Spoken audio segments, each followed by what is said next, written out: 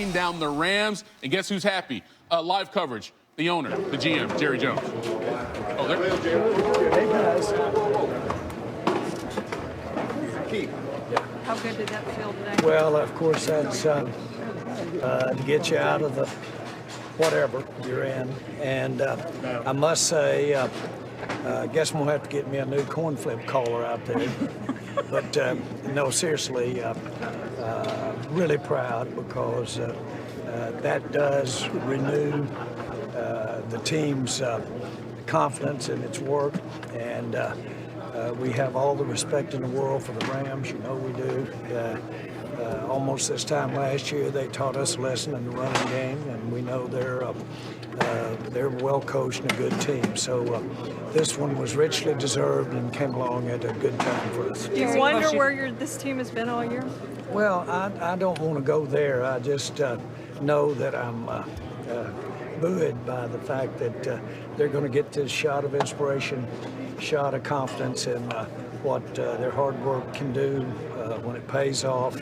I think that everybody has soul searched, as you should be, and you saw a lot of pride out there tonight, and I think hopefully we'll see that as we go forward into our really second season here, hopefully. Does it cause you to sort of reassess what the future trajectory of your team and your coaching staff might be?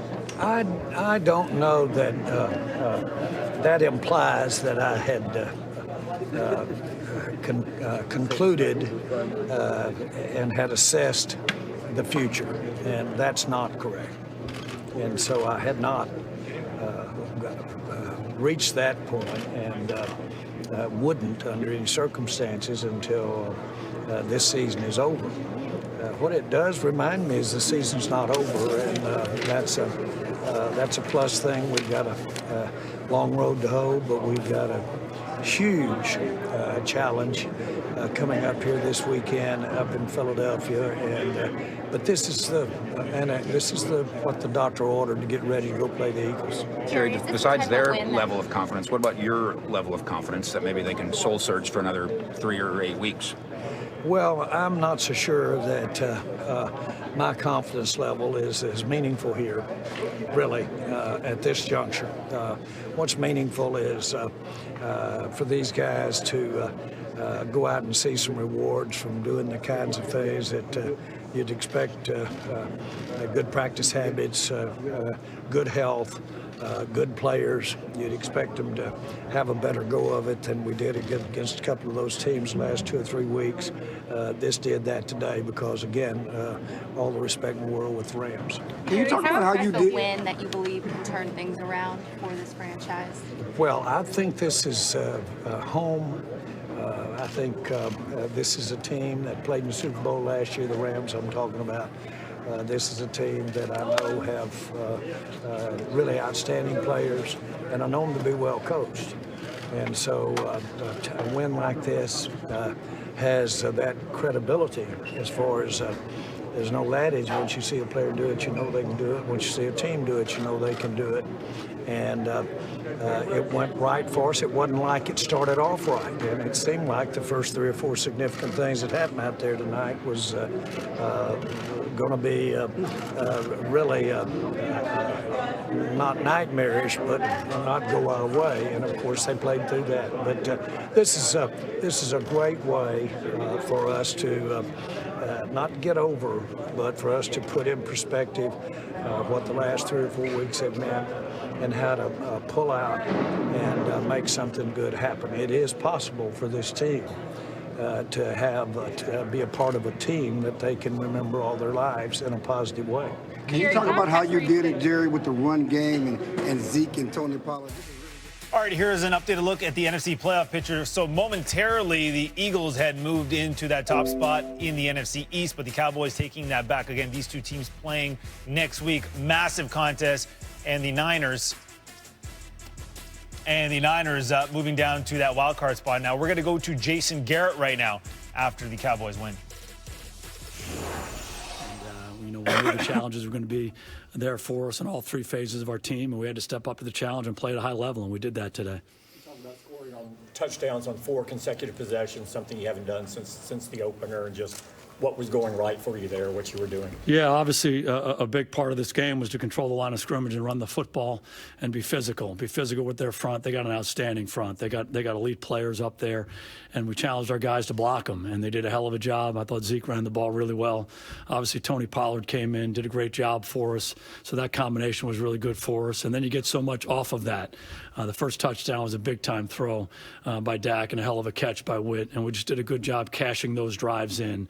You know, it was going to be a game that we wanted to be balanced. We want to attack both ways. We want to be able to control the line of scrimmage with the run, but you have to make timely throws in the passing game, and we're able to do that.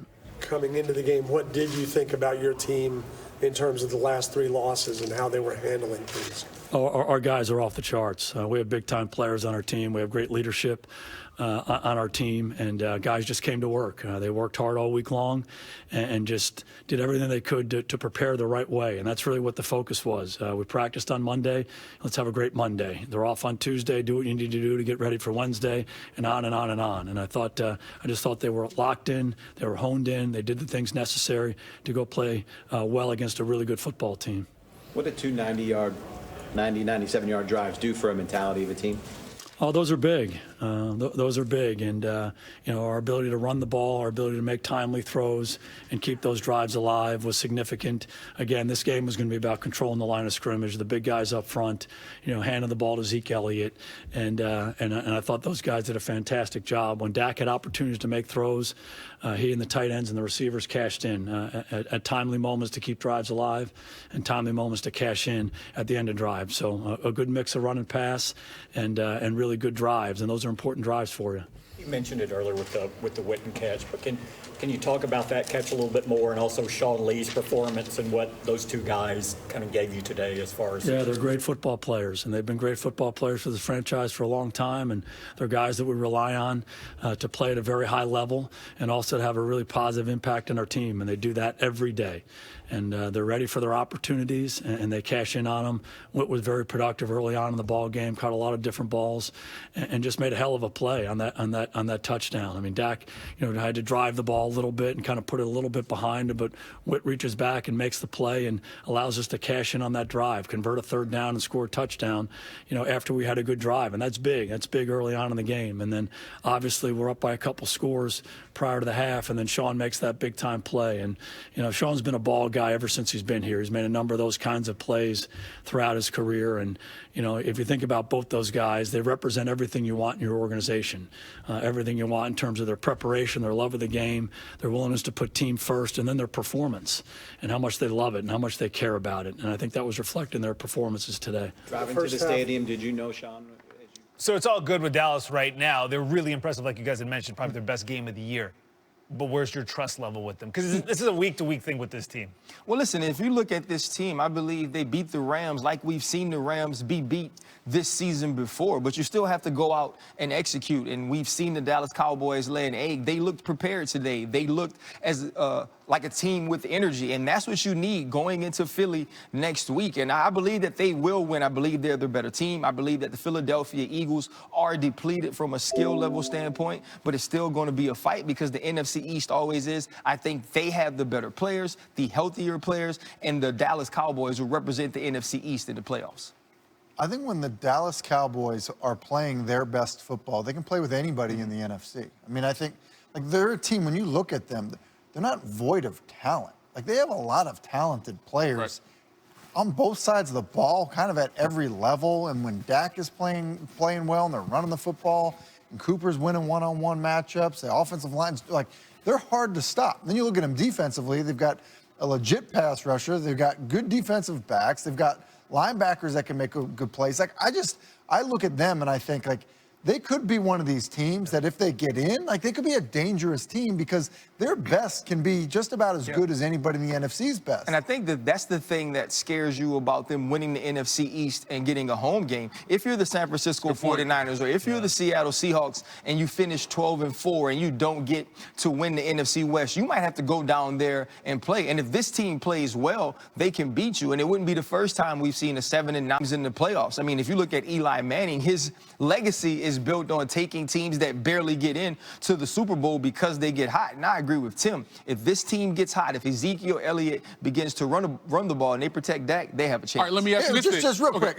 They had 2 runners go for over 110 Pollard's yards. a monster, I mean, man. like, Yeah. Okay, and by the way, like, listen, the Rams, like, all we do is talk about how Aaron Donald's the best defensive player in football and how, you know, the other guys in that front that are really hard to block and are good players and stuff. Like, they had 2 runners rush for nearly 250 yards. Right. That should tell you how good they can be. So that leads me to this question, because Ryan says, if they get hot, is this a game and a performance, Tim, that could be the spark to them being hot? Yeah, I think it can go a long way and can help. I think you would rather have this happen like week 17, like right as you're going in, you know? Right. I mean, you have 2 more weeks before it, you know, before you're going to play on, you know, what is most likely wild card weekend. So can it? Yeah, it certainly can. You know, you just, and you see how quickly things can turn. Think about the Texans. You know, to the Texans a week ago it was a disaster. You know, the week before that it was amazing. This week it was amazing. And so yeah, that is part of the deal, is that, like, okay, now can you sustain it going forward? Like, it's next week's week 16. Can you sustain it that it helps you 3 weeks from now and 4 weeks from now? All right, maybe the biggest story, the 49ers losing to the Falcons on that crazy play at the end of the game. Here is Kyle Shanahan. Yeah, definitely.